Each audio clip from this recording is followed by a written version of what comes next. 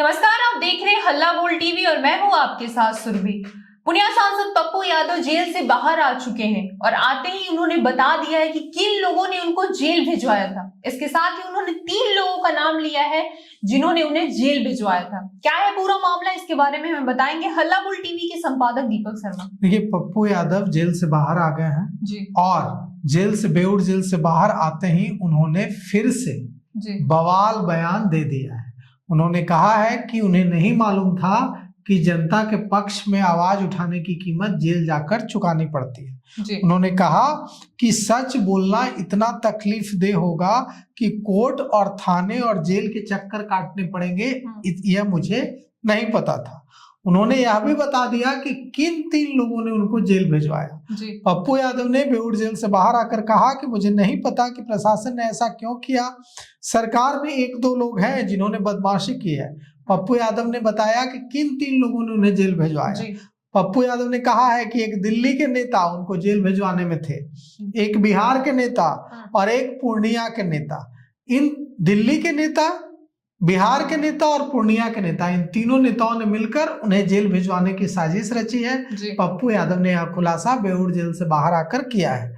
पप्पू यादव ने यह भी कहा है कि जेल जाने से पुलिस यह न समझे कि वे शंभू गर्ल्स हॉस्टल केस को उठाना बंद कर देंगे। वे शंभू गर्ल्स हॉस्टल केस को उठाते रहेंगे। और उन्होंने कहा कि मैं शंभू गर्ल्स हॉस्टल में जो नीट छात्रा की मौत हुई है, जान ली गई है, हत्या हुई है, उसके साथ जो उत्पीड़न हुआ है, उसकी लड़ाई रुकने नहीं दूंगा। नीट छात्रा की लड़ाई मैं लड़ता रहूंगा और जिन लोगों ने भी मेरा समर्थन किया है मैं उनका ऋणी हूं, कर्जदार हूं। उन्होंने, पप्पू यादव ने कहा कि मुझे मरवाने की कोशिश की गई थी, मुझे मेरी जान लेने की साजिश रची गई थी। साथ ही साथ पप्पू यादव ने पटना पुलिस के खिलाफ एक और मोर्चा खोल दिया है। पप्पू यादव ने कहा है कि खेमका हत्याकांड में जो एनकाउंटर हुआ वो गलत लड़के का हुआ और पप्पू यादव ने कहा है कि हमें वो गवाही मिल गई है कि कैसे गलत लड़के का एनकाउंटर पुलिस ने खेमका हत्याकांड में कर दिया। और पप्पू यादव ने यह भी कहा है कि जिस लड़के का एनकाउंटर किया गया, अब मेरे पास इसे प्रूव करने के लिए सबूत है कि कैसे एक गलत निर्दोष को उठाकर एनकाउंटर कर दिया गया और मैं इसकी लड़ाई हाई कोर्ट और सुप्रीम कोर्ट तक लड़ूंगा और इस मामले को उठाऊंगा।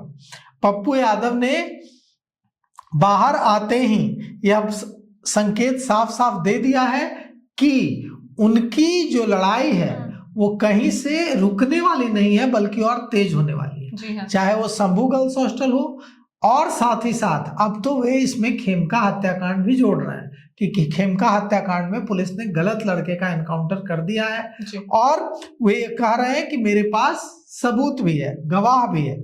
7 दिन बाद बेऊर जेल से बाहर निकले हैं पप्पू यादव और बाहर निकलते ही बम फोड़ दिया है।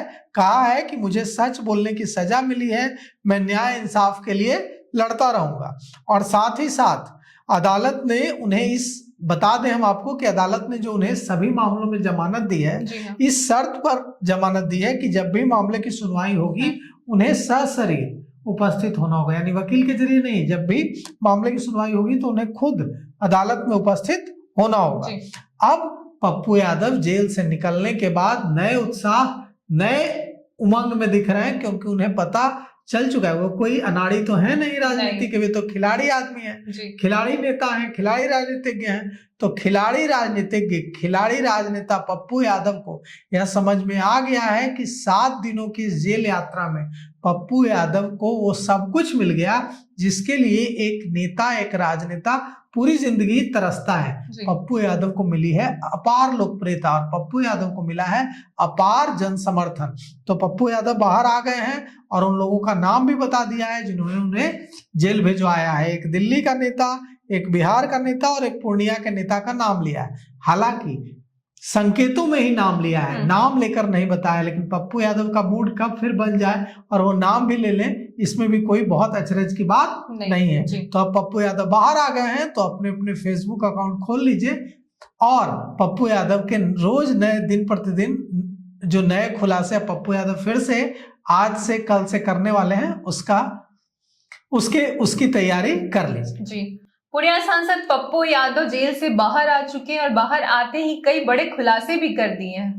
फिलहाल उनके समर्थकों में एक जश्न का माहौल है। इसको लेके आपकी क्या राय है हमें कमेंट करके जरूर बताएं। फिलहाल इस पेशकश में इतना ही। तमाम खबरों के लिए देखते रहे हल्ला बोल टीवी। धन्यवाद।